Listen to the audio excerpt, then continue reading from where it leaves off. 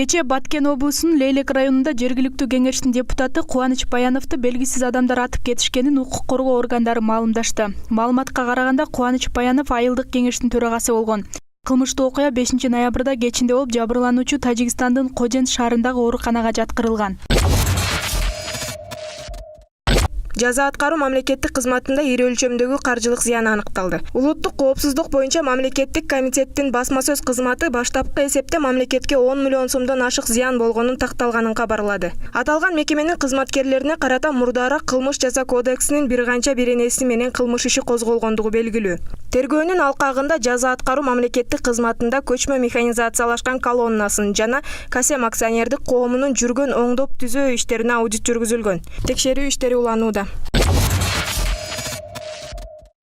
Бүгүн 6 ноябрда өкмөт үйүндө өлкөнүн экономикалык жактан жетишкендиктери талкууланды. 9 ай ичинде Мухаммедкалый Абылгазиев көптөгөн жетишкендиктерге жетиштик деген менен реалдуу турмушта көрүнбөй келет.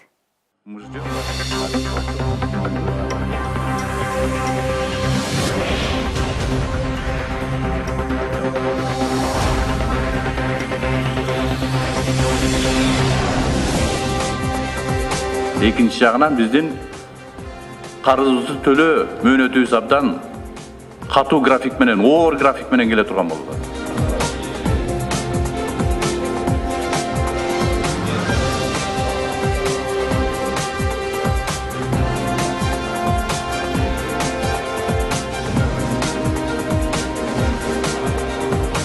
Көрсөткүчтөрдү бизнеске шарт түзүү боюнча жылсак, биздин өкмөттүн максаты билесиздер, жогорку кеңеште программабызды айтып жатканда биз айтканбыз. Бизнес жүргүзүү боюнча, doing business боюнча биз 50 мамлекеттин ичине киребиз дегенбиз. Ошону азыр мынакей 4 ай 5 айдын жыйынтыгы боюнча биз 7 позицияга өзүбүздүн шартыбызды жакшырттык.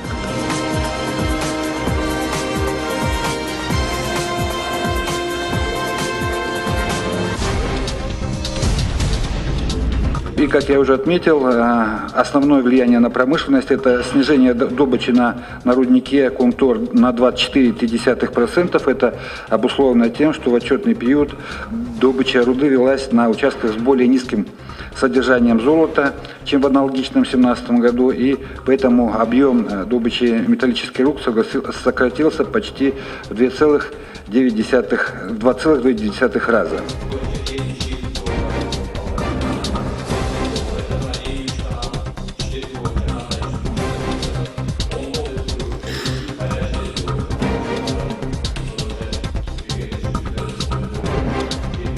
Буга окшогон ишканаларды көбөйтсөк, Кумтөргөнү мына 23-жылы дагы күчтөсөк бир 26-жылга чейин барганда Кумтөргөнүн ишин токтотот деген адистерибиз айтып атат. Бирок ошентсе да биз жанагындай ишканаларды түзсөк, биз ал жабылып калганда эч кандай биздин экономикабызга коркунуч келбейт деген ойдо болобуз.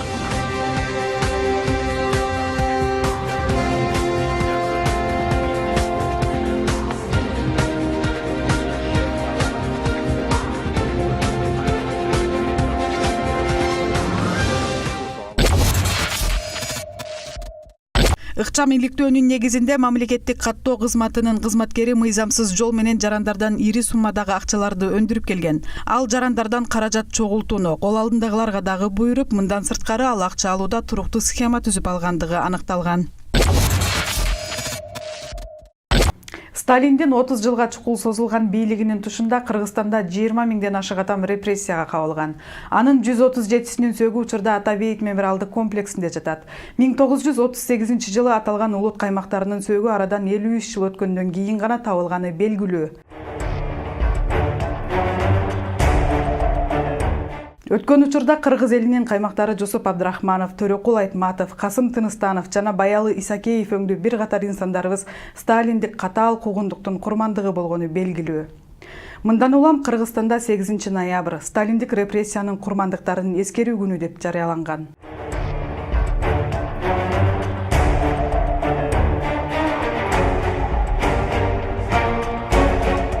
Өткөн учурдагы саясий куугунтук менен атылып кеткен жарандар менен бүгүнкү Кыргызстандын абалындагы салыштырып келишет. Учурда ачык өлтүрүү болбосо деле мекенчил адамдарды саясий туткунга алуу, себепсиз түрмөгө отургузуу болуп жатат деген пикирлер айтылууда. Biz çeşitli siyasetçiler avakta jatıp kalan uçurlarda da biliriz. Ama topçuluk tutunan Felix Kulov, jurnalist Zamira Sıdıkovalarдағы avakta kalan uçurlarda biz kanti unutабыз. Аскар Акаев президент болуп турган кезде бийликке каршы келген жарандарды акырын жазалап турган дейт Акылбек Жаманалиев. Түрмөгө ачык каматпаса дагы аларды газета аркылуу, массалык информация аркылуу аларды тиги анан кийин даже кээ бир журналисттерди соттолор болду, аларга штраф салынып атты, сындалып атты журналисттер, өзгөчө журналисттер. Акаев президент болуп турган учурунда саясий кысым саясатчылар менен катар эле журналисттерге да көрсөтүлгөнү маалым. Бирок кээ бир учурда журналисттер өздөрү да аша чапкан учурлар болгон дейт Кыясмолдо Касымов. Тоскоолдуктар, кээде түшүнбөөчүлүктөр, ушундай бир аракеттер болгондугу тарыхый чындык. Ар бир баягы президенттин учурунда ушундай бир айрым бир кээде журналисттердин өзүнөн да кетип калып атты, такталбаган материалдарды болжомолдоп эле бербеген учурда ал албетте сот алдында жооп бериш керек болчу. Ага карабай анча-мынча учурда жеке кызыкчылык менен да саясий куугунтукка алынган бийлик оппоненттери менен журналисттер дагы жок эмес. Ошол баягы үй бүлөлүк башкаруу системасында коррупциялык системага каршы активдүү аралашкан журналисттерди жазалоо иштери көбүрөөк жүргөндүгү белгилүү. Айрым бир саясий партиянын өкүлдөрү же оппоненттерди түрмөгө камоо, Топчук Тургуналиев, Феликс Кулов жана башкаларга окшогондорду түрмөгө камоо. Ушундай эле көрүнүш Курманбек Бакиев бийликке келгенден кийин да уланып, айрым бийликке каршы чыккан адамдар атайын уюштуруу жолу менен өлтүрүлгөнү жашыруун деле болбой калды деген пикирлер айтылды. Курманбек Бакиев президент болуп турган учурда алгачкы 1-2 жылдан кийин бул жерде дагы репрессиялар башталган. Медет Садыркулов деген ошо мамлекеттик ишмерлердин бири кийин оппозицияга өткөндө ал киши колдуу өлгөн. Болгондо да анын Жаныш Бакиев жетектеген бир топ аны ушул качылык менен өлтүрткөн жөнүндө мына кийин гана чыкты. Ал эми Сырак Абдылдаев деген журналист 22 жолу бычак жеп ошо эптебамынан калып, кийин азыр Швецияда ушундай башпана таап жүрөт.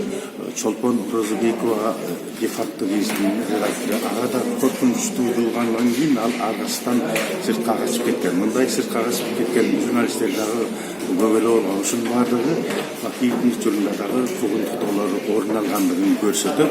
Уланды, аны биз болгон эмес деп айтпайбыз, уланды да ошондой баягы мындай куугунтуктоолор негизинен баягы басма сөз кызматкерлерин, журналисттерине каршы болот. А журналисттер бул коомдун көзгүсү. Алар коомдун жакшы жагындагы, кемчиликтерин дагы ачык айтып турган адистер да. Анан ошондуктан алар эч бир таарынбаш керек да.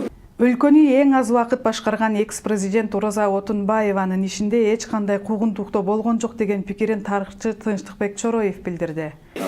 Менин түшүнүгүмдө эч кандай куугунтуктоо болгон жок.